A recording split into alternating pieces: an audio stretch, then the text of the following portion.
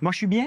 Ouais. Ouais, je parle tellement fort que le machine doit résonner. C'est parfait. Ouais, ça doit pas être trop parfait la brioche là du chocolatine. Hein. Le vin, c'est la terre.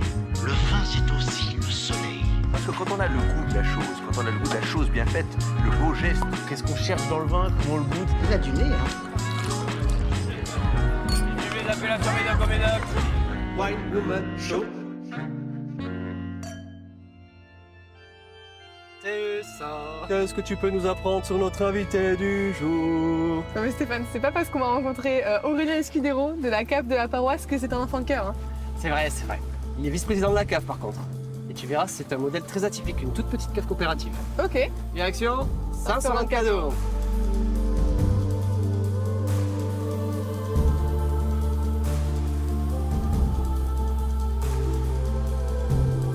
Bonjour à tous, on se retrouve pour un nouvel épisode du Wine Woman Show. Pour ceux qui aiment le format, pensez à nous laisser des petits likes, à nous laisser des étoiles et à en parler autour de vous. Pour cet épisode, c'est un peu particulier. Nous ne sommes pas chez un viticulteur, mais chez 23, car nous sommes dans la cour de la cave coopérative de la paroisse, qui fête ses 90 ans en 2025. Nous sommes accueillis par un médocain pur jus, c'est Aurélien Escudero. Bonjour Aurélien. Bonjour Stéphane et bienvenue à la paroisse. Merci beaucoup. Bienvenue dans le Haut-Médoc et bienvenue à Saint-Sren-Cadourne. Bah, écoute, merci pour cet accueil. Tu es prêt pour un Born to be Wine? Ben parfait, bien sûr. Allez, c'est parti. Aurélien, tu es ici avec nous pour cet épisode, merci beaucoup. Du coup, tu n'es pas dans tes vignes. Alors, est-ce que, comme quand tu étais gamin, tu vis ça comme une punition?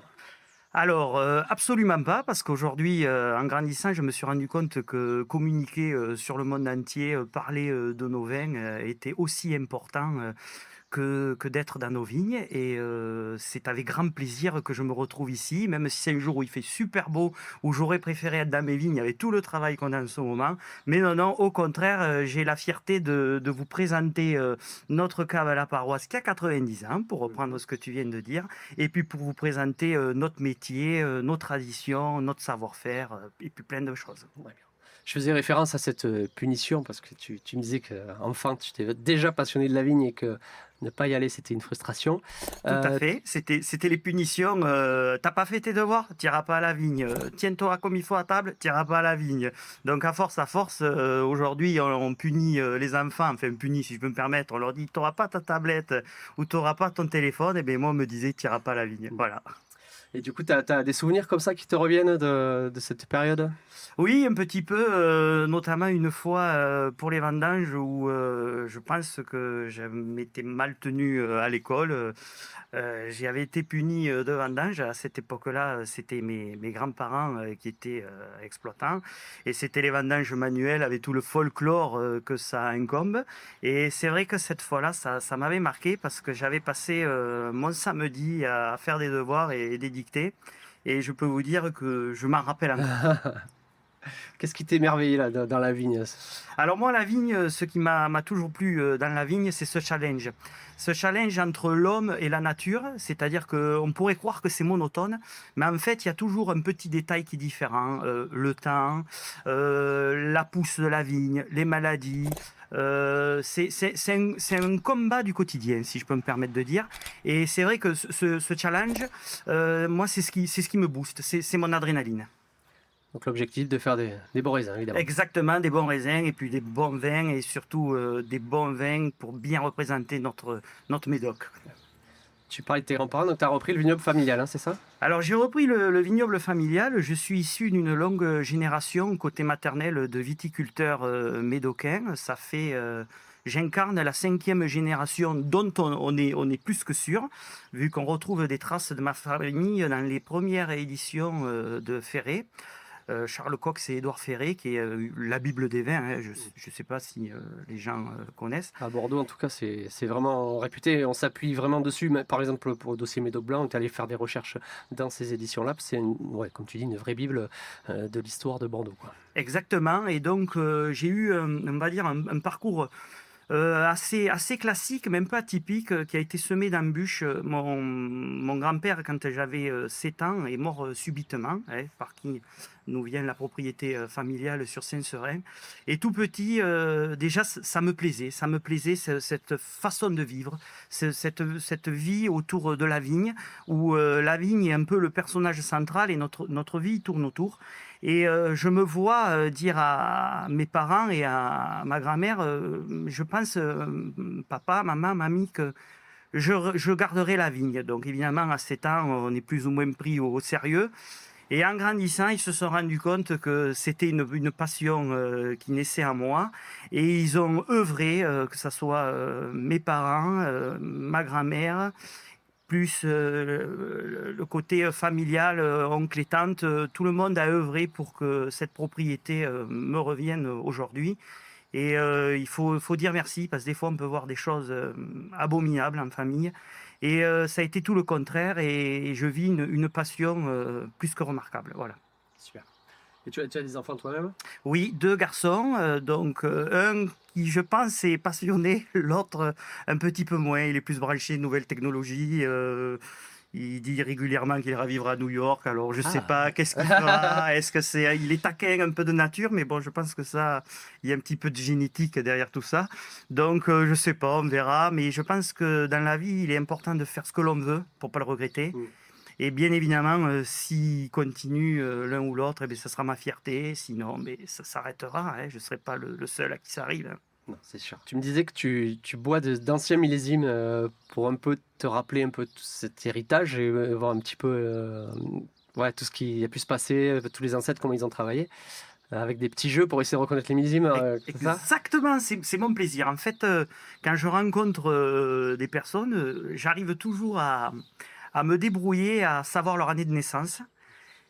C'est une faculté que j'ai, parce qu'après j'arrive à retenir à peu près les années de tout le monde. Alors pas forcément les âges, je suis obligé de faire le calcul mental, mais les années. Et quand je me retrouve autour de la table avec telle ou telle personne, et j'essaye de ressortir son année. Alors bien évidemment, je disais que j'étais un peu taquin, hein.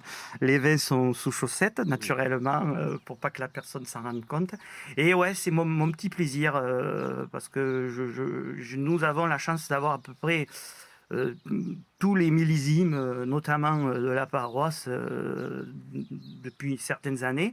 Et voilà, c'est mon plaisir de déguster. Et puis après aussi, quand les anciens disent, alors par exemple, l'année dernière, 2024, année maudite du milieu, certains se sont rappelés de 73, où il y a eu beaucoup de milieu, ou une autre année dans les années 60, vu que de mémoire de Saint-Serinois, l'hélicoptère était venu traiter les vignes, ne me demandez pas l'année. J'ai loupé, ça serait peut-être ton année de naissance, j'aurais retenu. Et voilà, donc automatiquement, on a repris un peu quelques bouteilles de ces années-là pour voir un peu comment le vin devenait. Mais bon, l'onologie a tellement évolué qu'aujourd'hui, on peut pas se baser à ça. Mais c'est toujours rigolo, marrant, c'est le petit jeu, voilà. Bon, un enfant de 7 ans qui sait qu'il veut travailler dans la vigne, qu'est-ce qu'il fait comme formation derrière? Et bien alors déjà, il finit le collège comme il se doit. Après, il rentre au lycée agricole. D'ailleurs, j'ai une petite anecdote là-dessus. Vu que j'avais de bonnes notes, il faut le dire, et j'étais passionné d'histoire, d'ailleurs toujours, et notamment aujourd'hui un peu l'histoire du Médoc. Et ma prof d'histoire de l'époque, quand je lui ai dit que moi je rentrais au lycée agricole de Bordeaux-Blanquefort aussitôt la 3e, vu que c'était à l'époque où les cursus pour faire un bac pro, il fallait faire un BEP, c'était pas comme aujourd'hui où ça a bien été révolutionné, on va dire. Elle m'avait dit non, mais pas question, qu'est-ce que vous allez aller faire là-bas? J'ai dit écoutez, moi c'est ma destinée, c'est ce que je veux faire et j'irai.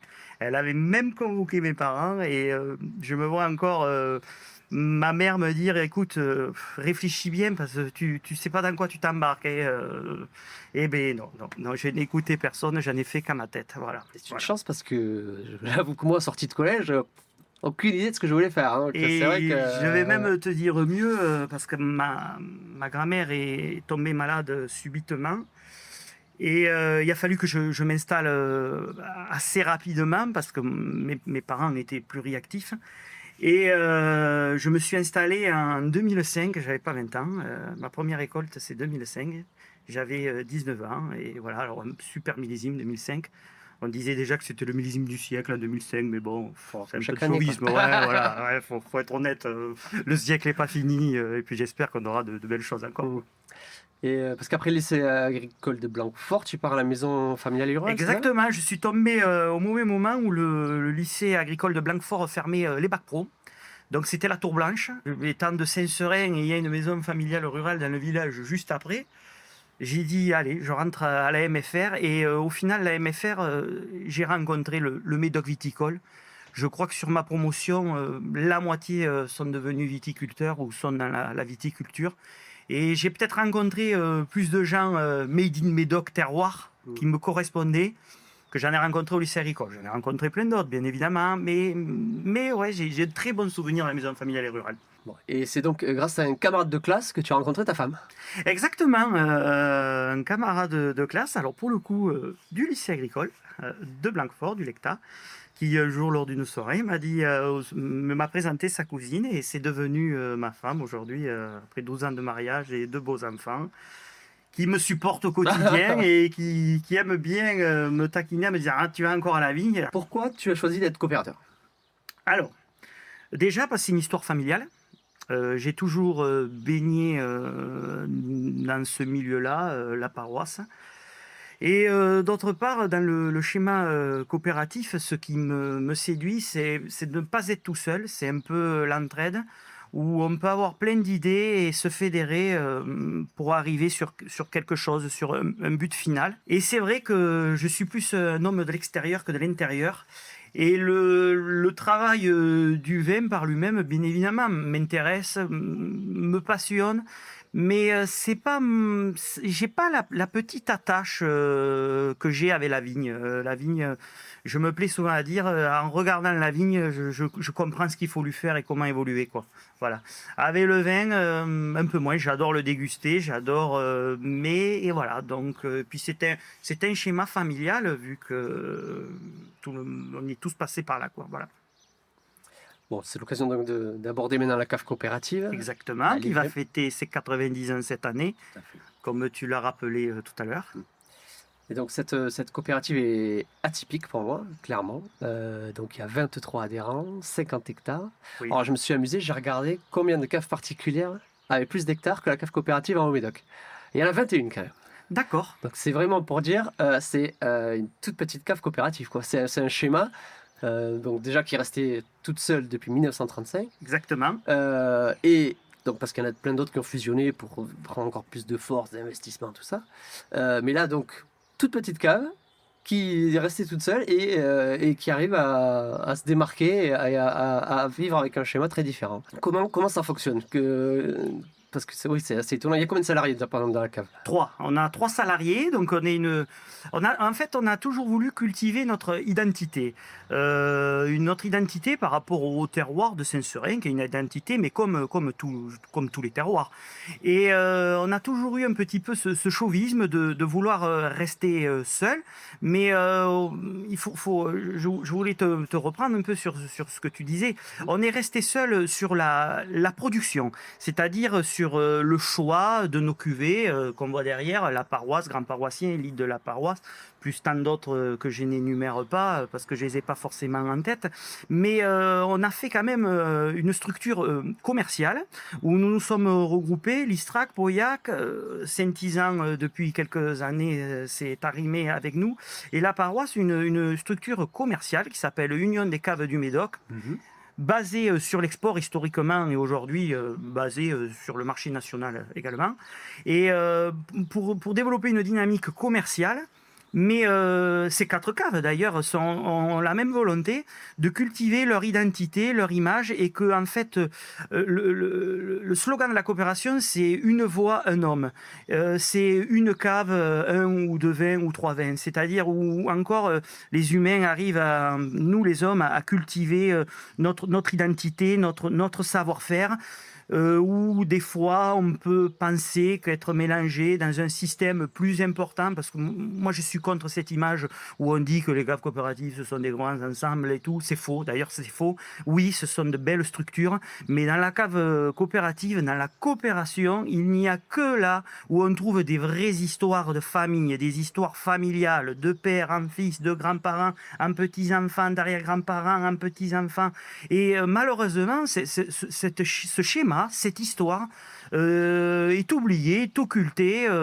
Oui, c'est vrai que certaines propriétés sont familiales à côté de nous, mais dans la coopération, il n'y a que des histoires de famille, il n'y a que des humains. Et ça, il ne faut pas l'oublier. Et je dirais on incarne cette agriculture paysanne, cette agriculture du village, cette agriculture locale. Voilà. Et je tiens un petit peu à surligner ça parce que on l'oublie souvent. Voilà.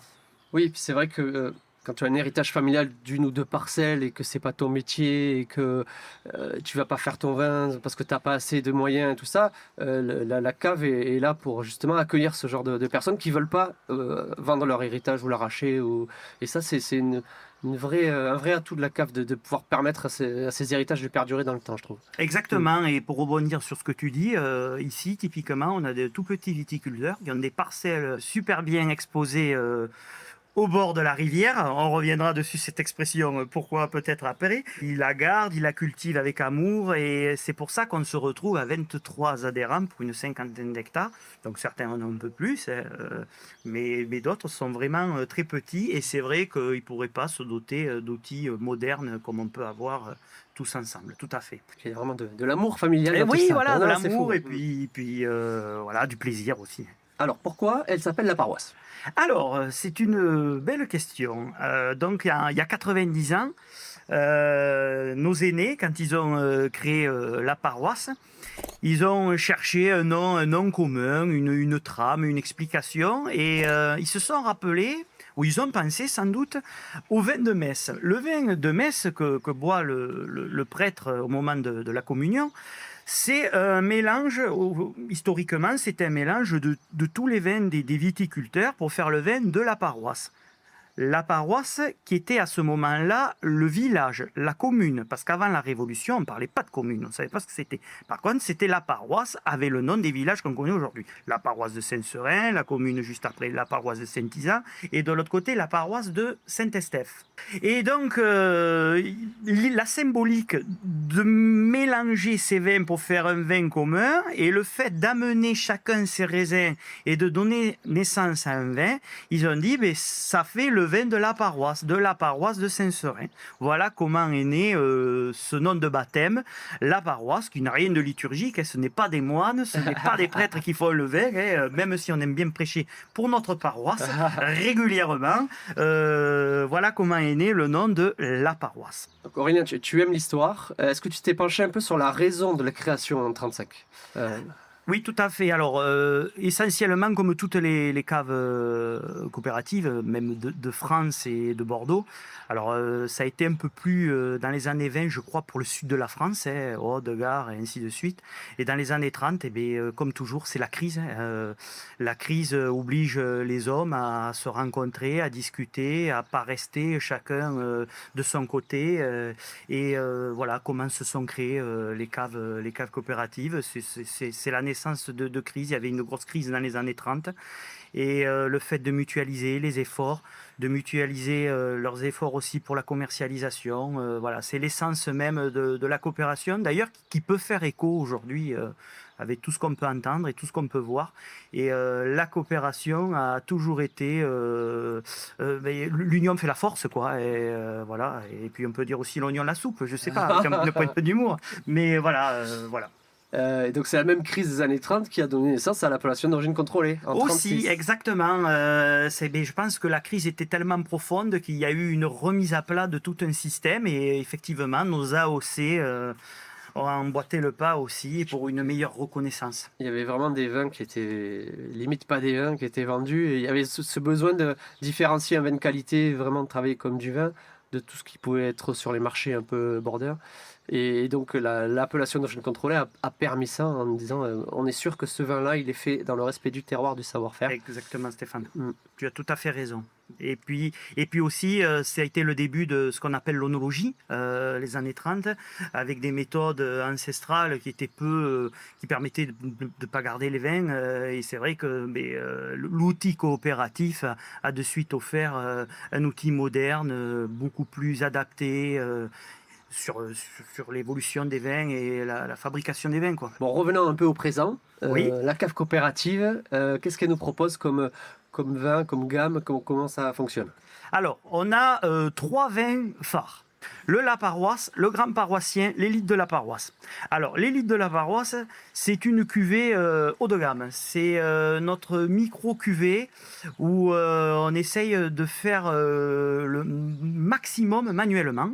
Donc, c'est vendange manuelle, micro-vinification en barrique, élevage en barrique de 18 mois. Hein. Le vin évolue dans la barrique tout au long de son processus d'élevage.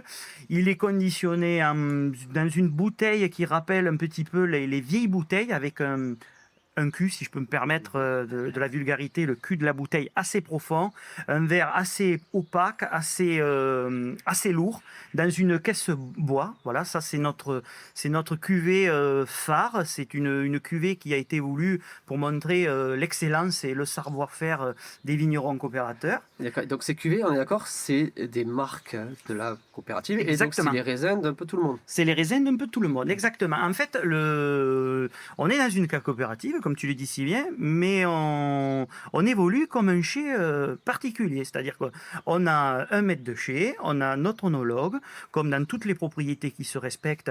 Avant les vendanges, il faut un tour du vignoble et il décide telle et telle parcelle sera orientée pour ce vin, telle et telle parcelle pour celui-là. Cette parcelle et cette parcelle de Pierre ou de Paul fera du La Paroisse ou du Grand Paroissien. Donc, après, nous avons une réunion où les viticulteurs s'accordent et où chacun s'engage tel jour à ramasser cette parcelle et cette parcelle pour donner naissance à la cuvée que le maître de chai et l'onologue ont décidé de faire. Voilà. C'est vraiment le maître de chez l'onologue qui vont Qui arriver font le tout vin, ça. comme- Il faut que le viticulteur soit compréhensif et apporte tel qu'on lui conseille, quoi. Exactement, comme on dit souvent lors des réunions de préparation vendange, on dit souvent aux viticulteurs, attention, à partir de maintenant, c'est plus vos raisins. Façon de parler, bien évidemment, hein, parce qu'on les a tellement bichonnés. Mais voilà, on change de dimension, d'objectif. Et à partir de maintenant, eh bien, on écoute l'onologue. Voilà, tout à fait. Mais comme font tous les viticulteurs, hein, il n'y a pas de surprise. Et l'autre schéma, donc, il y a des châteaux individuels quand même. Exactement. Alors, il y a des châteaux, des viticulteurs qui ont leur propriété et qui confient la vinification et la commercialisation en exclusivité de leur château. Tout à fait, exactement. Et tout ça est commercialisé, donc, tu disais par l'union des caves Par du Médoc. l'union ou par la cave. Ou par D'ailleurs, la cave. si je peux me permettre de rebondir sur un podcast que vous avez déjà fait, Ouais, j'ai sûr. cru comprendre que Benjamin Andrieux avait mis en avant sa propriété, son château, à qui il confie la vinification et la commercialisation aux vignerons du Médoc. Exactement. Voilà, vous avez l'exemple typique. Voilà. Et comme je disais, quand on voit écrit château sur l'étiquette, c'est que derrière, il y a un vigneron et Exactement. une exploitation derrière. Il y a un vigneron, un esprit familial et surtout, s'il est écrit mise en bouteille à la propriété, c'est qui sort de nos chais. Ouais. C'est bien le bon vin. Voilà. Très bien. Donc sur la commercialisation, tu disais vente directe, l'union des caves du Médoc. Oui. Il y a un autre schéma ou... Oui, il y a un schéma, alors un schéma historique, un schéma qui a 90 ans. C'est le vin au détail. C'est une tradition qui se perd. C'est le consommateur qui vient avec sa cantine, sa petite cantine en verre ou son cubi, et on lui vend le vin au détail directement à la cuve, au litrage.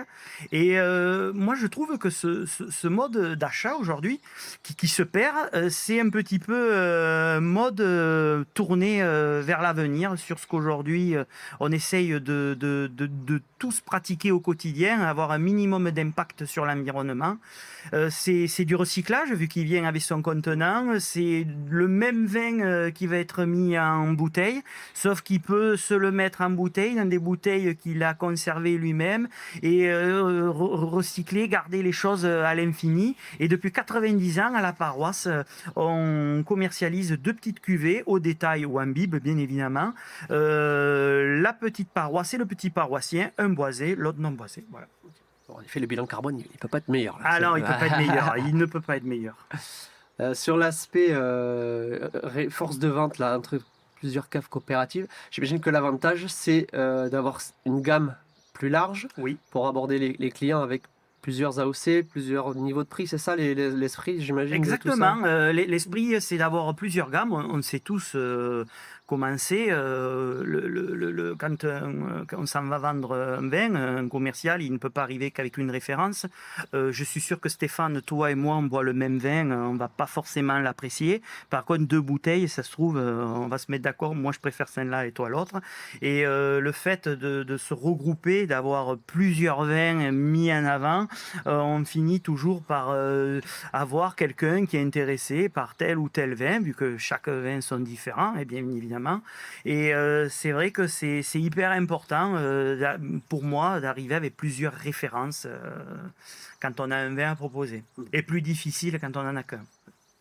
On le constate nous, sur les foires au vin, souvent. Un vigneron qui va arriver avec une seule bouteille, il va moins fonctionner que celui que, comme tu dis, il y a toujours quelqu'un qui je préfère celui-là. Exactement. Et puis bon, on commence par celui-là, et puis on goûte l'autre derrière. Ah oui, finalement les deux me plaisent. Enfin, il y a toujours cette approche plus intéressante, je trouve. Et comme je dis souvent, il n'y a pas besoin d'être un grand dégustateur. Le vin, c'est un moment de plaisir. On aime ou on n'aime pas.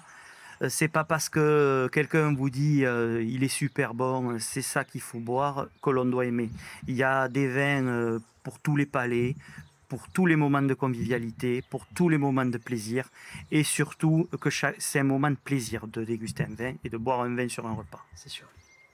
Il y a un truc qui m'a marqué quand j'ai regardé la contre-étiquette de la paroisse, c'est que noir sur blanc, vous avez mis super rapport qualité-prix. On le voit rarement, ça. Généralement, les gens le devinent, tout ça. Mais il est vrai qu'après réflexion, c'est une vraie force de la coopérative. Parce que les produits sont hyper sympas et c'est vrai que les prix sont hyper abordables aussi, quoi. Donc, finalement, je comprends pourquoi, mais c'est vrai que ça m'a pas mal perturbé. Ouais. Donc, c'est une volonté, évidemment, dans la communication, de mettre ça en avant. Ouais, exactement. Et puis, surtout de dire aux gens que voilà, vous avez cette bouteille, elle a ce prix. Mais en fait, on a calculé un prix le plus juste rémunérateur, mais assez bien rémunérateur sur une bouteille pour le viticulteur, pour qu'il puisse bien vivre. Après, on est obligé de répercuter tout ce que ça coûte pour produire et on marge pas, quoi. Le but d'une cave, c'est pas de dégager des bénéfices et des bénéfices. C'est une association. Le but, c'est d'être à l'équilibre et de faire profiter au maximum aux consommateurs d'un vin super qualité-prix. Voilà. Alors maintenant, il y a des nouvelles formules, prix juste pour le vigneron. Voilà. On va dire qu'on était un peu précurseur, façon de parler. Voilà. Et je crois même que tu m'as dit que ton beau-père achetait du la paroisse. Exactement. Il était marin le long de l'estuaire, donc il s'arrêtait un peu dans les ports et du coup il a eu l'occasion de déguster. Une longue histoire, tous ces estailles le long de l'estuaire, parce que chaque village qui a un accès sur l'estuaire de la Gironde avait son propre estaille et débarcadère, tout à fait. C'est vrai. C'est une grosse partie de l'histoire du Médoc, en effet. Ouais. Écoute Aurélien, merci beaucoup pour ce Born to be Wine. Maintenant tu vas passer un moment un peu différent avec Tessa puisqu'elle va creuser tes potins. Donc enquête de potins avec Tessa. Oh la balance. Alors Aurélien, il paraît que t'aimes les bonnes choses, notamment les chocolatines, n'en déplaise au pain au chocolat, à tel point que tu te mettais en retard pour le collège juste pour en acheter. Il me semble que tu sois un grand gourmand, n'est-ce pas ? Exactement. D'ailleurs, j'ai la brioche. Mais non, c'était les chocolatines. On peut te comprendre. Nous aussi, on aime les bonnes choses. D'ailleurs, j'ai entendu dire que tu as lâché la ceinture bleue de Jiu-Jitsu pour devenir un cordon bleu cette fois-ci. Est-ce qu'il reste peut-être, sait-on jamais, de la place à ta table pour nous ? Mais tout à fait. Et peut-être même une bouteille, peut-être, si j'arrive à deviner Bon, Stéphane, tu croises les doigts. ton année. D'ailleurs, pour revenir sur le Jiu-Jitsu, quelqu'un m'a dit que la souplesse n'était pas ton fort et que tu étais même raide comme un piquet, je cite. Exactement, comme un piquet de vigne. Souvent, de fois, on me disait, mais t'es raide. Et j'ai mon copain avec qui on en faisait, qui est devenu le parrain de mes enfants. Il me dit, mais c'est impressionnant. Et même des fois, quand on est ensemble ou qu'on sort ou qu'on va au ski, il me dit, mais plie tes genoux, mais t'es raide comme un piquet de vigne. Ah, mais j'ai dit, désolé, la nature m'a pas gâté. Ouais, t'es corporate. Bon, du coup, on a bien compris que les repas qui réunissent, c'est ton truc. Oui. J'ai même appris que tu aurais passé ton permis chasse uniquement pour les gueuletons avec les copains. Exactement, à force qu'ils me disent toujours Aurélien, viens, viens. J'arrivais toujours avec mes bouteilles pour manger et boire. Et puis un jour, comme je suis un peu farceur dans l'âme, j'ai rien dit. J'ai passé mon permis de chasse et je suis arrivé le matin à 9h, habillé en chasseur avec un fusil. Ils m'ont dit, mais qu'est-ce que tu fais? J'ai dit, je viens à la chasse. Mais comment ça? Et alors j'ai sorti mon petit carton, ma validation, et j'ai dit, me voilà chasseur. Alors évidemment, ça a été l'hilarie de tout le monde. Bien évidemment, j'ai tout loupé, mais c'est pas grave. Voilà pourquoi j'ai passé mon permis de chasse. Bon, maintenant, on va plutôt parler copine que copain. On m'a dit que tu aimais tes vignes de tout ton cœur, à tel point que de lourdes accusations elles pèsent sur toi. Alors comme ça, selon ta femme, les vignes sont tes maîtresses. Exactement. Elle me dit toujours, encore tu vas à la vigne? Ben, j'ai dit, oui, t'as vu tout le travail qu'il y a. Elle me dit, je vais finir par croire que tu as une maîtresse hein, à Saint-Seurin. Et bien, je lui dis, écoute, si tu veux savoir, j'en ai 50 000. Plus de 50 000 même. Ok, on va finir sur un petit rappel à la loi, tu me permettras. On a déjà évoqué le sujet avec Élise dans un précédent podcast, mais l'exploitation des enfants, c'est toujours interdit. Et même si je peux comprendre qu'avec leurs petites mains, bon, ça peut être pratique pour la mécanique, j'espère que tu les ménages un peu quand même. Exactement, mais le seul problème, c'est qu'ils ont un peu hérité du papa, c'est qu'ils aiment bien venir avec moi à la vigne. Donc, des fois, et même des fois, j'ai presque envie de leur dire, non, non, reste avec maman, parce que moi, je suis un peu solitaire de nature, là. Et ils me disent, non, non, viens avec toi, papa, viens avec toi. Alors, évidemment, je les amène, bien évidemment. Et du coup, ils réparent avec toi tout ce qui est mécanique? Exactement, ah oui, oui, ils adorent ça. Même le plus grand, je commence à le faire conduire les tracteurs, bien évidemment, dans l'atelier. Hein. Mais oui, oui, ils aiment ça. De toute façon, je pense qu'il y a une génétique dans tout ça. Il y a un code. Tu vois, Voilà. tout passer. Donc peut-être qu'ils aimeront eux aussi les grands repas qui réunissent. Oh, je pense, oui, parce qu'ils ont un sacré coup de fourchette aussi. Bon, bah, merci beaucoup. Eh bien, Je vous merci à laisse. toi, Tessa. À Puis je plus vois tard. que tu as été bien informé quand Ouais, même hein, bah, pour j'ai savoir mes tout sources. ça. Ok, on attaque la rubrique en vrac, Aurélien, la rubrique où les questions s'enchaînent sans aucun lien entre elles. Ok, pas de souci. Dites-lui que j'ai plus de genoux. Il dit qu'il a plus de genoux. Il dit qu'il voit pas le rapport. Alors, première question. Est-ce que tu peux simplement me parler de ton village, Saint-Sran-Cadorne? Mais c'est le plus beau village de France. Hein. On va pas être chauvin, mais un petit peu. Que de France, bon ça va. Voilà, non, c'est un village assez atypique avec son petit port type médocain qui se nomme la Maréchale. Sur l'aspect viticole, sur Saint-Seurin, on retrouve trois types de sols. Les graves côté rivière. Après, les sols argilo-graveleux, plus au centre du village, milieu village. Et l'autre grand type de terroir médocain, les argilo calcaire. Voilà. Et donc on est en Haut-Médoc. On est au Médoc. Alors je me plais souvent à dire que nous sommes la première commune du Haut-Médoc qui, je pense, est fondée. Alors dans le sens premier, ne croyez pas que nous sommes meilleurs que les autres. C'est juste que la notion de Haut-Médoc vient des marins quand ils empruntaient l'estuaire de la Gironde en direction de Bordeaux. Ils avaient leur carte et sur le côté droit de la carte, il y avait l'estuaire, donc l'estuaire au centre et le Médoc. Et il y avait la partie haute proche de Bordeaux et la partie basse, comme on dit vulgairement. Historiquement, le Médoc s'appelait Bas-Médoc. Historiquement, voilà, mais j'osais pas, c'est toujours Mais c'est vrai que péjoratif. c'est pas Et puis, joli, ouais. j'ai des amis viticulteurs dans la Haut-Médoc, alors bon, j'aime pas, c'est taquin, mais bon. Et donc, à partir de Saint-Seurin, prend racine le Haut-Médoc jusqu'à Bordeaux. Voilà pourquoi je me plais à dire que nous sommes la première commune du Haut-Médoc. Mais voilà, ne croyez pas qu'il y a de classement ou quoi que ce soit, c'est juste de l'humour. Qu'est-ce qu'on peut faire à Saint-Seurin? On peut se balader, il y a des chemins de randonnée. Alors, à Saint-Seurin, il y a plein de choses à faire. Déjà, on peut venir à la paroisse, déguster du vin. Non, plus sérieusement, Saint-Seurin a la chance d'avoir au centre de son village une maison du tourisme et du vin également. Et à cet endroit-là, vous pourrez déjà rencontrer tous les vins des viticulteurs, un petit peu de gastronomie locale, noisetine du Médoc, guinette de Margaux, vous allez rencontrer des plans de randonnée. Il y a plusieurs plans de randonnée qui sillonnent nos vignes et nos marais. Et également, vous avez, comme dans tous les villages, une jolie église.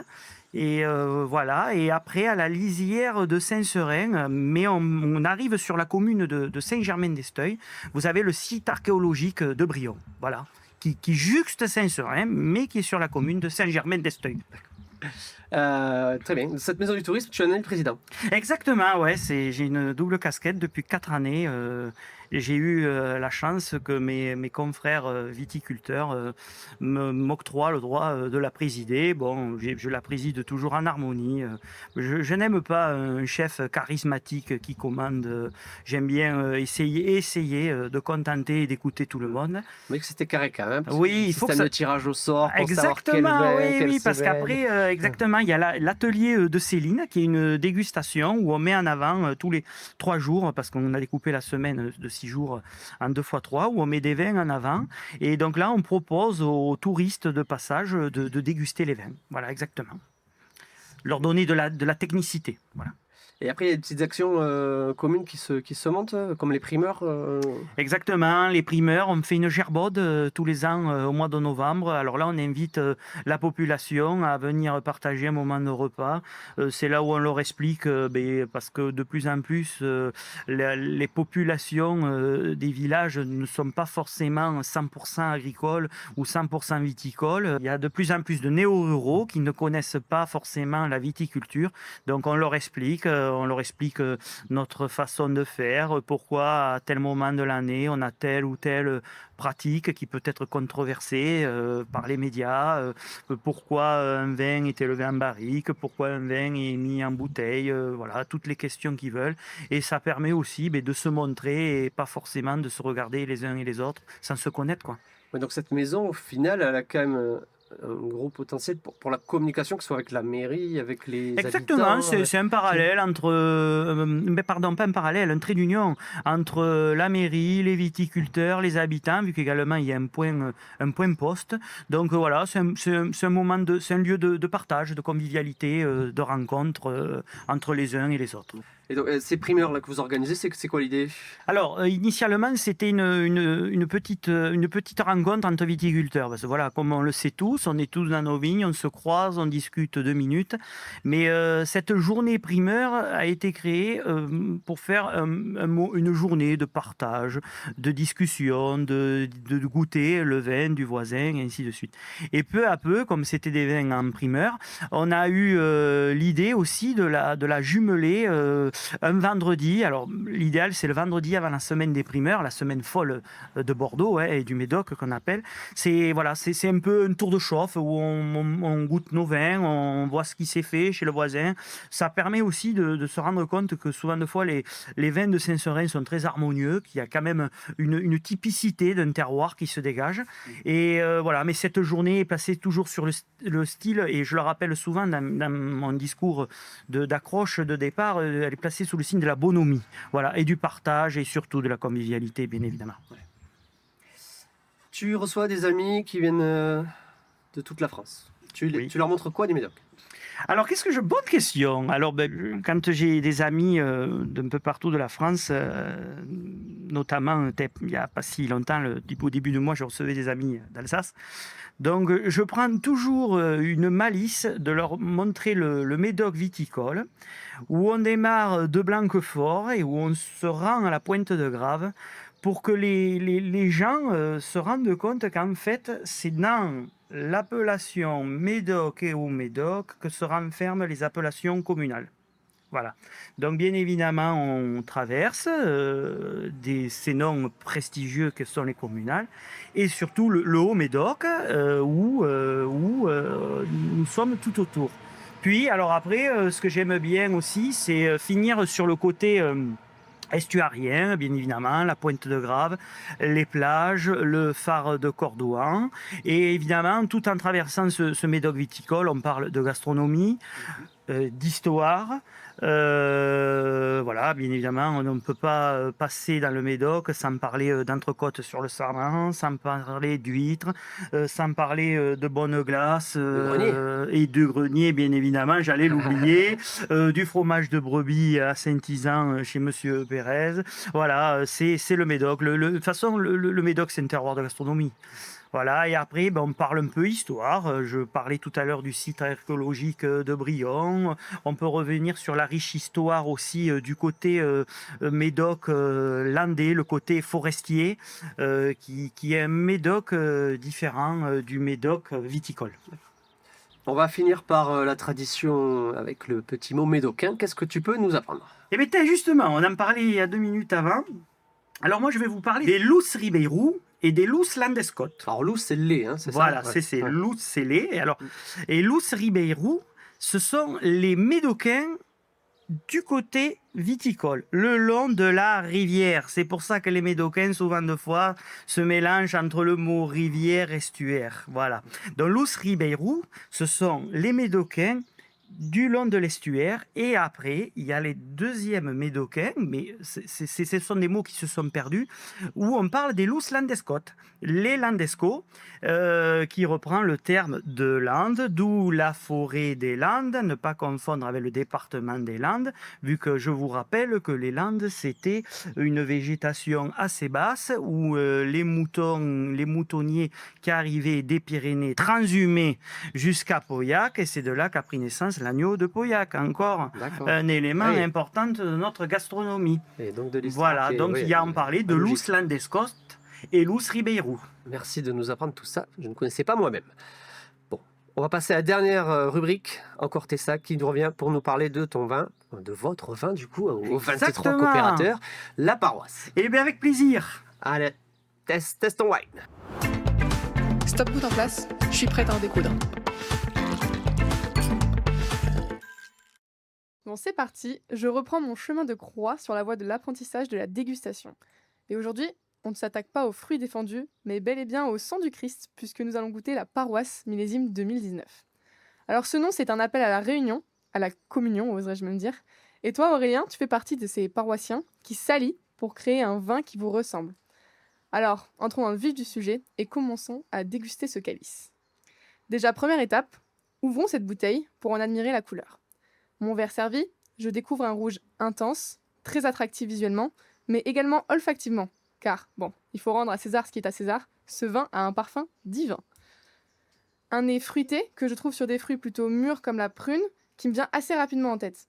Et un petit côté peut-être floral, me semble-t-il. En tout cas, je vous confesse que son odeur me donne très envie de passer à l'étape suivante. En bouche, le vin n'est pas agressif. Au contraire, il prend bien le temps d'inclure tout le palais dans la procession. Il laisse une sensation de vie en bouche. Avec son expression fruitée, sa petite acidité et sa fin un peu plus sur l'alcool, je lui attribue rapidement un très bel équilibre entre ces 3 éléments. C'est un vin complexe et malgré cela, il se boit, je trouve, facilement. Il est très agréable en bouche. J'aurais même envie de le qualifier de goûtu, mais je suis pas sûre que ce soit un terme qu'on emploie dans le monde du vin. Bon, c'est pas grave. Ce sera un nouveau mot à ajouter à la Bible de cette rubrique. Bon alors Aurélien, ai-je trouvé ma voie avec cette chronique, ou bien suis-je passé à côté de ma confirmation? En tout cas, je te dois une fière chandelle pour cette dégustation et merci de t'être prêté au jeu. Alléluia. Alléluia. Très bien, Tessa, franchement Merci parfait, beaucoup. bien résumé. Tu es à la hauteur, je crois que finalement tu vas être dégustatrice officielle. Alors là, ça me touche. Mais merci à toi, le commentaire de dégustation est parfait. Tu as bien retrouvé le côté floral, le côté tannique un petit peu. Bien, non, bien, vraiment. C'est ça, toutes mes félicitations. Merci. Est-ce que tu peux m'en dire plus sur l'élevage de ce vin? Donc la particularité, c'est que on l'élève dans des ovoïdes. Alors, pas l'intégralité du volume, mais une partie. La particularité de l'ovoïde, c'est que le vin est en mouvement perpétuel à l'intérieur, D'accord. invisible à l'œil nu. Ok.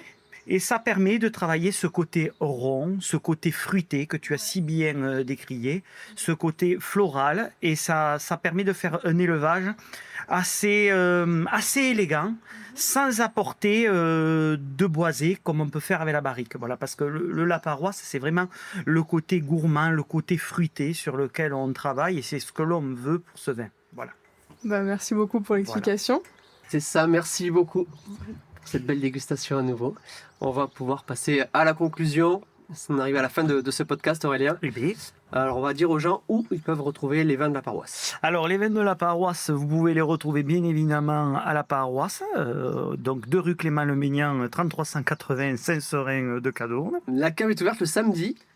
Exactement. Grâce- Alors, toute l'année, jusqu'au samedi midi et juillet-août, le samedi, toute la journée, vous rencontrerez un viticulteur à tour de rôle qui est là pour se présenter, rencontrer les clients. C'est une particularité à laquelle on tient. Et pour ceux qui ont l'habitude des portes ouvertes, donc la paroisse fait ses portes ouvertes chaque année. Exactement, tout à fait. Avec Et des on a- animations. Avec des animations et surtout de la dégustation de nos vins. Exactement. C'est vers le mois d'avril, si je ne dis pas de bêtises. Exactement. Pour tous ceux qui ne sont pas dans le Médoc, vous avez la boutique en ligne sur le site de la coopérative, qui est cavelaparoisse.fr. Exactement, www.cavalaparoisse.fr et nous faisons le transport gratuit dans toute la France à partir de 24 bouteilles achetées et on accepte le panachage, c'est-à-dire différents vins. Donc Voilà. une belle occasion de goûter un peu toute la gamme de la coopérative. Et comme je me plais toujours à dire, si dans un moment de plaisir, notre vin a récompensé vos papilles, c'est que la nature et notre travail nous auront récompensés. Très bien. Donc pour suivre l'actu, il y a l'Instagram, Oui. donc Cave la Paroisse tout simplement. Exactement. On n'oublie pas aussi qu'il y a Médoc_au Médoc qu'il faut suivre pour ne rien rater des actualités des AOC Médoc et au Médoc. Et bien sûr que les épisodes à venir et les épisodes passés du One Woman Show, si vous n'avez pas tous vu, n'hésitez pas à regarder tout ça et à nous laisser des commentaires pour savoir ce que vous en pensez. Ça nous ferait très plaisir d'avoir votre avis. Merci Aurélien pour cet accueil. Merci à toi Stéphane, merci à Tessa, merci à l'ODG Médoc au Médoc, merci à tout le monde. À bientôt dans le Médoc. Et merci à vous. Au revoir. Des trésors uniques au monde, un art de vivre à la française. On est tous d'accord pour dire qu'il faut boire avec modération. La culture et l'histoire, elles, vous pouvez vous en régaler tant que vous voulez. Un grand moment de partage. Parler des choses qu'on vit et des verres qu'on vit. Parler du vin qu'on boit, c'est des vins qu'on boit.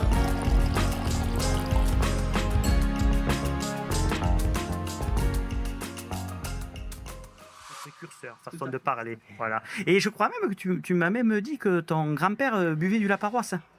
Non. Ah merde, tu me l'as pas dit, je croyais. Non. Ton père, non?